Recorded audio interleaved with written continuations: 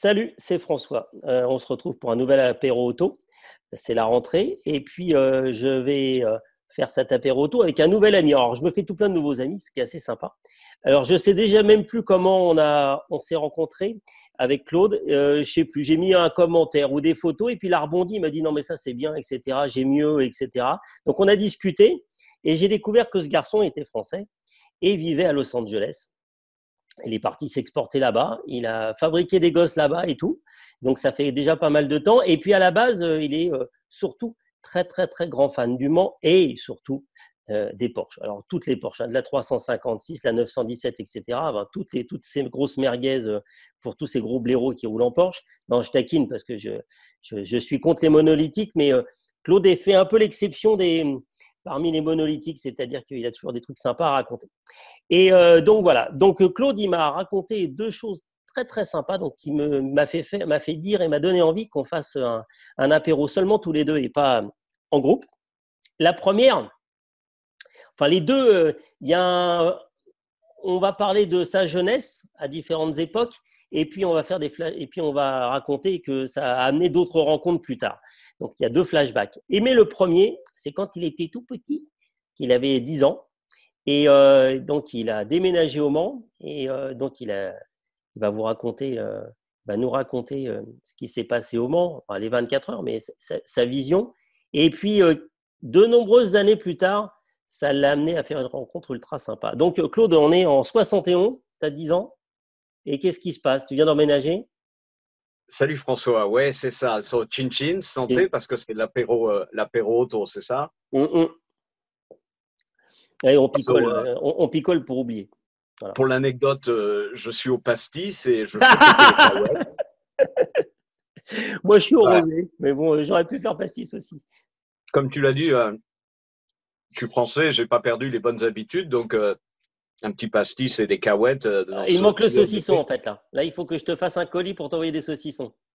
Ouais, pour l'anecdote, je suis allé à la police avec mon fils ce matin qui a eu un accident malencontreux. En fait, il est passé par-dessus une pierre énorme qui a été perdue par un camion et le dessous de sa voiture est endommagé. Il avait tellement peur de me le dire, il a 18 ans et demi, il avait tellement peur de me le dire que j'ai découvert le poteau rose hier soir. Et donc ce matin, c'est branle-bas de combat, on est allé sur le site, la pierre est encore là-bas, elle est énorme, hein. C'est un truc, un caillou qui fait 20 cm de haut sur 60 de large, mais ça a détruit le dessous de la BM. Donc on est allé chez notre mécanicien qui me l'a mis sur le pont, qui m'a montré les dommages. La voiture, elle va être épave, déclarée épave. Donc voilà, donc tout ça, ça nous a mis en retard. Donc je suis pas prêt. J'ai juste voilà le pastis qui va bien et pas le saucisson mortadelle en rondelle. Donc oui, donc en 71, j'ai eu la chance, c'est que mes parents ont déménagé dans cette bonne ville du Mans, même si j'habitais seulement à 1 heure au nord, en Normandie. Et donc, au printemps 71, j'étais à l'école au Mans. Et à la sortie de l'école, mon père m'emmenait voir la semaine du Mans, c'est-à-dire les essais, les qualifs et patin couffin. Alors moi, je suis, comme tu m'as présenté, je suis fou des 24 heures du Mans depuis que je suis tout petit. Et donc voilà, la grosse chance, c'est d'être au Mans cette année-là. Et alors, comme ça se passe là-bas, tu sais, il y a tous les vendeurs de revues et tout. Donc, mon papa m'a acheté une pile de revues. Dans la pile, il y avait le sport auto du mois de juin. Et donc, avec les pages de présentation, bien sûr, pour les 24 heures du Mans. Donc, il y a, comme tu le sais, les pages Porsche, les pages Ferrari. Donc, moi, je dévore tout ça, puisqu'on est en 71, on est avant l'Internet. Et mon seul accès visuels et de rêve, eh bien, ce sont les revues automobiles, la revue du paternel et par chance au moment du Mans avec les revues promotionnelles, voilà, j'ai accès à ce sport auto. Et donc j'ouvre les pages Ferrari et donc tout est en noir et blanc d'ailleurs. Et donc il y a seulement 3 photos de pilotes. Il y en a une de Jackie X parce qu'il est pilote officiel en Formule 1 et en sport proto. Il y en a une de Marc Donohue en français on dirait, qui était le pilote qui pilotait cette belle Ferrari 512M aux couleurs Sunoco, tu sais, bleu nuit et Qui faisait jaune. aussi de Voilà, Lucanam après, etc. Ouais, ouais, ouais. voilà c'est ça, de Roger Penske, du captain, comme on dit maintenant. Et puis la troisième photo, donc c'est un pilote que je n'avais jamais entendu le nom, qui s'appelle Tony Adamowicz. Voilà. Et donc, la légende sur la photo, c'était champion de Formule 5000. Donc, je ne savais même pas à 10 ans voilà, au Mans ce qu'était la Formule 5000 en 71. Mais je me suis dit que ça devait être un bon pilote et donc j'ai suivi sa course, comme les autres. Et comme on le sait tous maintenant, ce sont deux Porsche 917 qui ont gagné et fini deuxième. Et la troisième, qui est la première Ferrari classée, c'était la Ferrari de Tony Adamowicz. Et son copilote était Sam Posey, qui lui est un peu plus connu. Parce Ouais. qu'après, il a piloté sur la BM Calder, les hard cars et ces choses comme ça en France. Donc, on l'a vu beaucoup plus que Tony. Même si Tony avait déjà fait les 24 heures du Mans l'année précédente, en 70, sur une Ferrari 312P. Donc, c'était sa première participation. La voiture avait le numéro 57. Elle avait fini, mais non classée. Elle avait fini en 10e position, mais pas assez de distance couverte avec la pluie, les épisodes et tout. Enfin, bref. Donc, voilà. Donc, je suis sa course. Et donc, impressionné, évidemment, pour moi, tout d'un coup, il fait partie des greats, Du Hall of Fame. voilà, voilà. Et donc, ça, c'était en 71. Et donc, comme tu l'as dit, je vis à Los Angeles. Ma première visite est en 1989. Et là, j'avais déjà 29 ans. J'attrape le rêve américain. Je reviens à Paris et je n'ai de cesse que de revenir en vacances. Et donc, je reviens, je me fais des amis américains, je rencontre ma future femme.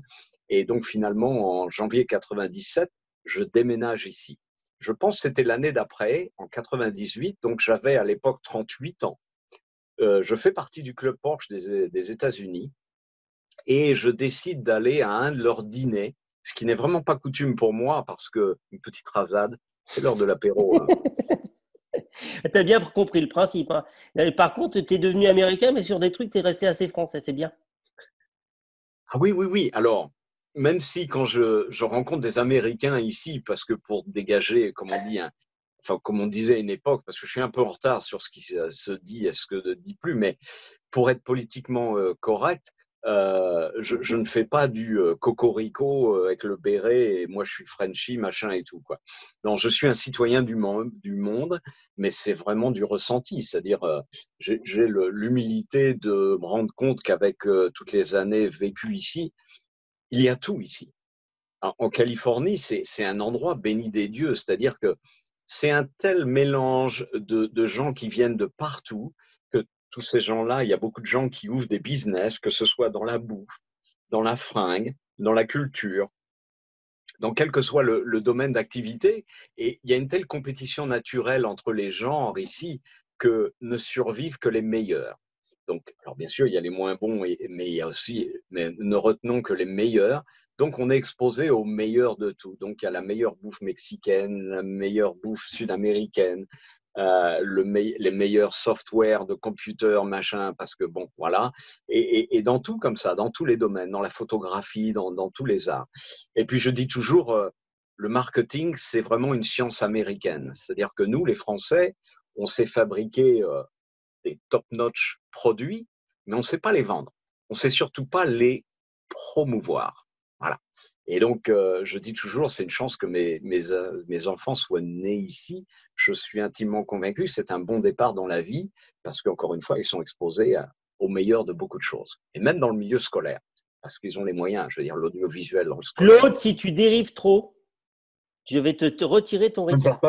Tu veux me retirer mon Ricard. Alors bref, raccroche les wagons. Et donc, Donc, tu es membre de Porsche of America. Porsche Club of non, du America. Porsche Club, yeah, Porsche Club of America, donc c'est le Porsche, le club Porsche des États-Unis. Il y en a un autre aussi du même Mais niveau c'est qui pas des s'appelle mecs gentils. Porsche Owners Club. Voilà, mais Porsche Club of America, c'est le plus, je sais plus, il y a à peu près 150 000 membres, un truc comme ça. Donc bref, ces gens ont des réunions, des dîners, des subdivisions, des chapitres, des régions, des choses comme ça. Et j'ai un ami qui est un des deux seuls mécaniciens qui a été entraîné à l'usine Porsche pour travailler sur les Porsche GT1. Sur les Porsche GT1 sont les dernières Porsche officielles qui avaient gagné les 24 heures du Mans en 1998, avant que Porsche se retire, avant ce hiatus, avant les protos, voilà, quand ils sont revenus. Et donc, parce que je savais qu'il allait être là avec une vidéo qu'il avait filmée dans les garages avec la dernière évolution des GT1. Et donc, j'avais décidé d'être à ce dîner et pour voir cette vidéo. Alors, je vois cette vidéo, mais il y avait un deuxième invité d'honneur. Et cet invité d'honneur, je prends sa conversation en cours, mais il est en train d'expliquer la différence entre piloter une Porsche 917 et piloter une Ferrari 512. Ça, tout de Là, suite, je ça me pose, dis, ça quand même, dans une discussion, ça pose son homme quand même, hein. ben oui, parce qu'on est quand même, donc on est en 1998, et là on parle de gens qui pilotaient en 1970 et 71, Ah, et puis d'accord? même si t'es pas pilote, mais que tu as seulement. Enfin, quand tu dis piloter, quand le mec il dit j'ai piloté une 917 et une 512, bon, ça calme quand même un petit peu. Oui, et là on parle pas de vintage racing, Ouais, on parle de course actuelle de un vrai l'année. truc, ouais, ouais, Alors, ouais. parce que moi je me suis dit, comme tu le dis à juste titre, ça pose son nom, et je me suis dit, attends, à l'époque, les mecs étaient soit pilotes officiels Porsche ou pilotes officiels Ferrari. De très rares exceptions d'écuries privées possédaient soit l'une soit l'autre. Alors ici aux États-Unis, dans le clan Ferrari, eh bien, c'était le Nart ou c'était Roger Penske avec cette Sunoco voilà, 512M. Donc je me suis dit, c'est peut-être un mec qui a piloté pour le Nart, pour le North American Racing Team de Luigi Chinetti. Et donc, quand il a eu fini son speech, il est passé tout près de moi. Donc, je me suis levé, je lui ai attrapé le bras et je lui dis, excusez-moi, je n'ai pas entendu votre nom. Et bien sûr, il me dit, je suis Tony Adamowicz. Ah, alors là, les bras m'en sont tombés et je lui ai expliqué comment j'avais suivi sa course quand j'avais 10 ans et demi, en 1971, au Mans. Et je lui ai raconté la revue Sport Auto, etc., etc. Donc, je lui ai mis un sourire, voilà. Et on a passé 2 heures à l'extérieur du restaurant où se passait ce dîner à parler de ses faits de course en Europe parce qu'ici, il peut difficilement parler de tout ça quand il a piloté la 917 de David Piper à Monza et qu'il a rencontré le Commendator alors qu'il s'était endormi au pied d'un arbre parce qu'il venait d'atterrir. Il venait de voler de Los Angeles à Monza. C'est sa première fois en Europe. Et donc, il est allé reconnaître un peu la piste, le terrain, et il s'est assoupi au pied d'un arbre. Il a été réveillé par un groupe de gens qui venaient. En fait, c'est lui qui m'a raconté ça. Hein. C'était Enzo Ferrari avec son entourage. Et donc, lui voyant ça, il se lève, il se dirige vers le groupe, vers le Commendator. Et donc, il y a les gens qui s'interposent, la sécurité entre deux. Et Enzo Ferrari aurait dit laissez, je le connais. Et donc, il s'adresse à lui personnellement en lui disant alors, monsieur Adamowicz, quelle Ferrari allez-vous piloter ce week-end? Parce qu'il avait été identifié pour avoir fait les 12 heures de Sebring et les 24 heures de Daytona, aussi avec une Ferrari 312P, avec David Piper. Et donc, il s'est cru obligé de lui dire écoutez, ce week-end, je vais piloter une Porsche 917. Donc, la discussion s'est arrêtée là parce que le commandateur l'a pas si bien pris que ça, d'après ce que Tony m'a dit. Voilà, petite anecdote en aparté. Donc, on a papoté pendant 2 heures sur le parking, puisqu'on habitait tous les deux à Costa Mesa, qui était la ville mitoyenne où se passait ce dîner.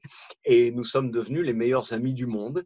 Et donc, je me suis fait fort à ma prochaine visite à Paris d'aller, je crois que c'est rue de Constantinople, il y a cette librairie où on peut récupérer des anciens numéros de sport auto, d'auto hebdo et tout ça. C'est, tu sais, sur la gauche de la gare Saint-Lazare en montant vers le nord, ouais, c'est rue de Constantinople. Il y avait à l'époque, c'était donc dans les années, fin des années 90, début des années 2000, j'ai acheté 2 numéros de sport auto de juin 71 qui sentaient la poussière avec les pages jaunies en bordure parce qu'ils avaient 30 ans d'âge, une bonne trentaine d'années. Voilà. Et j'ai ramené ici à Los Angeles les 2 numéros et je lui ai offert ce numéro avec sa photo avec champion Formule 5000 comme je l'ai expliqué au début.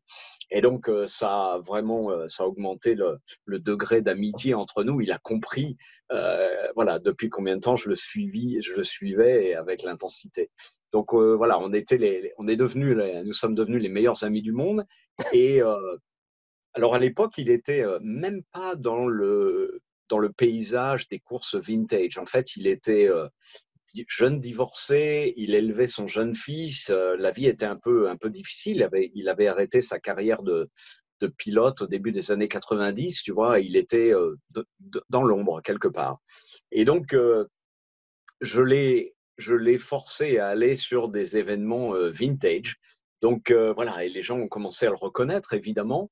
Et puis, je l'ai fait inviter à des événements prestigieux pardon, comme la première Range Port Reunion, qui a été mise en œuvre par Brian Redman et Porsche Cars North America ici, à Lime Rock, dans le Connecticut, où d'ailleurs on a séjourné à la maison de la maman de Sam Posey, son fameux équipier donc de 1971. Et il faut savoir que Sam Posey, indépendamment d'être pilote professionnel à l'époque, était architecte et c'est lui qui a dessiné toutes les infrastructures de ce circuit de Lime Rock dans le Connecticut. Ah, Voilà. c'est marrant, ouais. Où il y a toujours des épreuves, bien Mm. sûr, IMSA et j'en passe et des meilleurs. Voilà. Donc, d'ailleurs, on a regardé ce week-end à cette First Rangeport, nous avons regardé le Grand Prix de Formule 1 d'Allemagne à la télé avec sa maman et Sam Posey faisait les commentaires parce qu'il était à l'époque un des commentateurs pour la Formule 1 pour la chaîne de télé Speed Vision à l'époque. Voilà. Donc c'était savoureux. Il était dimanche matin pendant ce week-end à Lime Rock. On était dans la cuisine avec la maman en train de regarder la télé. Il y avait Sam Posey commenter. Et d'ailleurs, il a fait un coucou aux gens de Lime Rock qui ne pouvaient pas être dans les studios justement de Stanford, qui est aussi au Connecticut. Mais donc, c'était savoureux, quoi. Voilà. Donc, avec Tony, nous avons été à pas mal d'événements. Et alors, évidemment, il m'a raconté tout un tas d'anecdotes parce que quand on est fan de tout ça, de courses automobiles comme je suis savoureux de toutes ces anecdotes. Et puis, voilà, il m'a raconté entre autres comment Steve McQueen, quand il projetait de faire le film Le Mans, en amont, bien sûr, il a fait les 12 heures de Sebring, comme on le sait tous. Mais en amont de faire les 12 heures de Sebring, il cherchait un copilote. Et donc, un jour que So, Tony Adamowicz, pour ceux qui ne le connaîtraient pas, en 1968, avant que je ne suive sa course au Mans 71, en 68, il a été champion de la catégorie Trans Am, mais en catégorie moins de 2 litres avec une Porsche 911. Et les Trans Am, c'était tout ce qu'on appelle les muscle cars, c'est-à-dire les Camaro, toutes ces autos-là, quoi. Voilà, avec les pilotes, les Dan Gurney, de fameux Mark Donoghue, des gens comme ça, quoi, qui pilotaient toutes ces Trans Am, en gros, avec des V8. Mais il y avait une petite catégorie moins de 2 litres, avec des 911, des Alpha GTV, des autos comme ça. Et puis l'année, alors il a été champion en 68, et en 69, il a fait toute l'année en Formule 5000. Donc, il est passé du 911 2 litres 6 cylindres à une Formule 5000 qui est comme une IndyCar avec un V8 5 litres. Et il a été champion de cette série, la première année, en 69. Le châssis, c'était un Eagle de Dan Gurney, voilà, avec un V8 Chevrolet, et il a gagné le championnat. Donc, de là, il y a des sponsors qui sont matérialisés pour l'aider à faire des choses un peu plus de portée internationale. Et c'est là qu'il a eu accès à la 312P donc de David Piper avec le NART. Ils ont été coéquipiers à Sebring et à Daytona, où ils ont très bien fini d'ailleurs, avec 2 châssis différents. Il y a eu seulement 3 Ferrari 312P de construits. Donc, et Tony a piloté 2 des châssis de ces autos. Et donc, toi, tu es jeune, 21 et ton Alors, camarade 24 ans? non, ouais, j'ai 24 ans, je suis jeune, donc c'est en 84. À l'époque, donc je suis à Paris et j'ai un pote, mon pote François. Mon pote François, c'est un Un mec alphiste à bien. l'origine. Un mec bien. Hein? Un mec Ah bien. oui, Il en s'appelle plus d'ailleurs, François. il a un nom, ouais, absolument François, yes. Et il a un nom aussi avec un nom qui était très célèbre à l'époque, puisqu'il s'appelle François Divot. Et donc Ouais. François Divot, c'était un animateur, je crois, de RTL, il me semble, à l'époque. Voilà. Et donc il a un homonyme qui est assez connu. Donc avec mon pote François, qui était un alphiste, je lui ai inculqué la passion des Porsche. Voilà. Et puis un jour, eh bien, il s'est acheté une 911. Donc il l'a acheté l'année d'avant, en 83. Donc il a acheté cette 911 2 litres 2 de 1970, une 2.2E. Et Donc, on qui a eu la maintenant bonne. vaut 350 000 euros. peut-être on a perdu sa trace. En fait, Non, mais je déconne sur le fait que les 911 classiques, à une époque, c'est oui, redescendu, mais c'était devenu n'importe quoi. Mais voilà. en tout cas, elle vaut peut-être 90 000 euros, un Hum, truc comme ça maintenant, quoi. Voilà.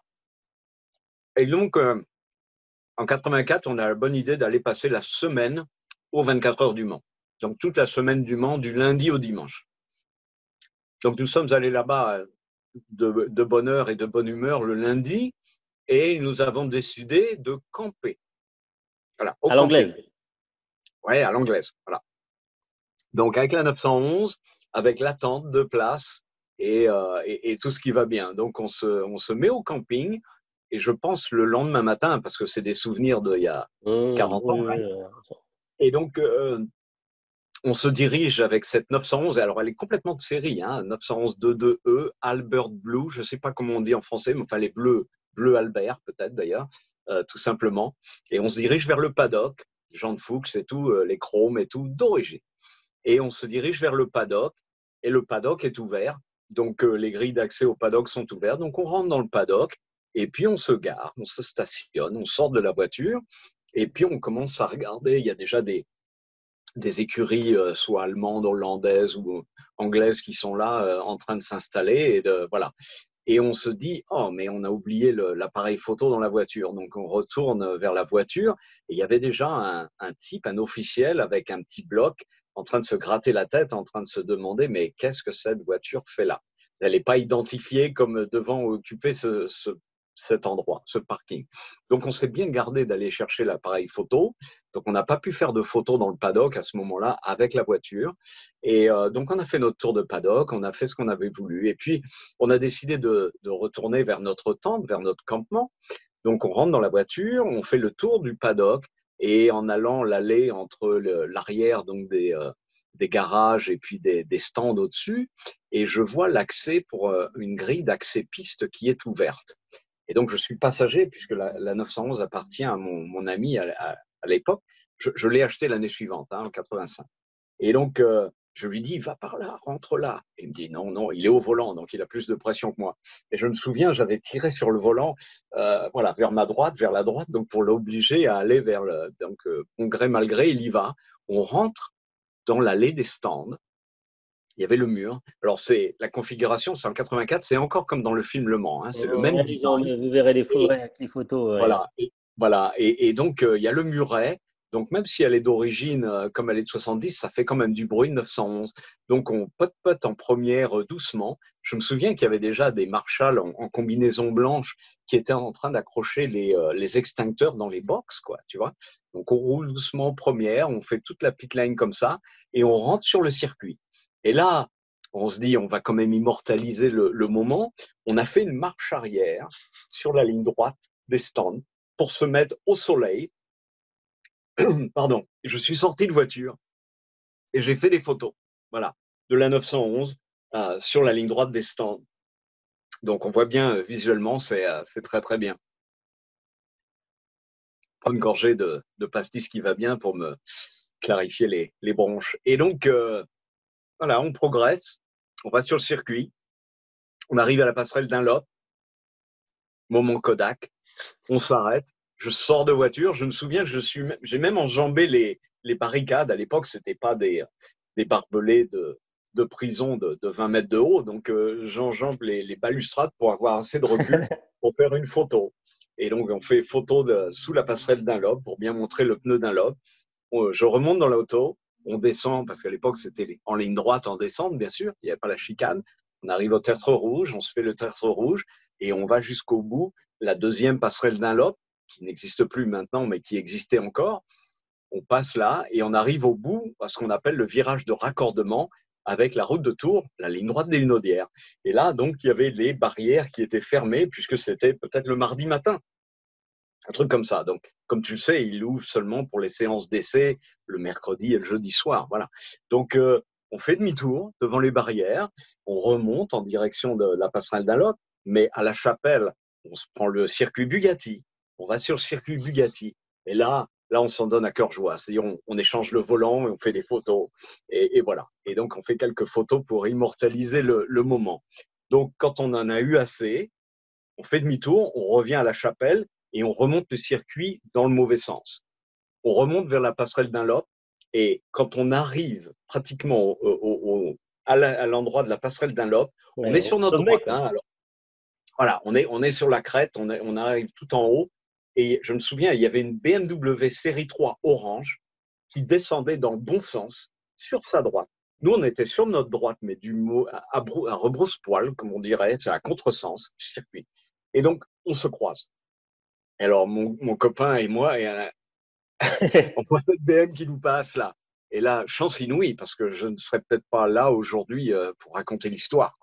On a eu un bol fou, c'est que voilà, ça s'est bien passé. Donc, ouf. Donc, on est rentré dans le paddock par ce même accès, par cette même barrière qui était ouverte. Et là, vous avez été félicité. Ah ben là, alors le paddock, il était 2h30 plus tard ou 3 heures plus tard. On avait pris notre temps de bien s'amuser. Mais à ce moment-là, il y avait beaucoup plus de monde dans le paddock. Et là, il y avait de la sécurité, voilà. Et donc, quand ces gens nous ont vus, surtout, tu verras sur les photos, on a le sticker du camping qui est là sur le pare-brise, qui fait 15 cm de côté quand même. Tu peux pas le louper. C'est-à-dire que moi, en tant que passager, je suis prêt à me décaler pour regarder parce que le sticker du camping, donc on fait vraiment amateur, on fait vraiment touriste. Et donc, on s'est fait siffler et ne remettez plus jamais les pieds, machin. Oui, oui, on vous jure. Et voilà. Et donc, on est sorti comme ça sous les colibés. Et les gens se fichaient de nous et tout, mais nous, on avait emmagasiné des souvenirs, voilà, qui durent toute une vie parce que ce genre de choses, évidemment, aujourd'hui, voilà, ça reste du domaine de l'anecdote, du vécu. Ouais, mais en effet, surtout, c'est des belles anecdotes parce que, enfin, moi, je trouve, de toute façon, c'est que des vieux qui vont regarder cet apéro auto, mais s'il y a quelques jeunes, ça leur fera mal aux fesses en se disant putain, c'était bien avant. C'est ce qui fera la conclusion. On a démarré par l'apéro et on finira par l'apéro. Et rappelez-vous, vous pouvez nous retrouver sur nos sites Road Story et Histo Auto, sur notre chaîne YouTube Road Story et en podcast audio sur iTunes, Spotify, Deezer et Google Podcast en recherchant les mots Road et Story. À bientôt.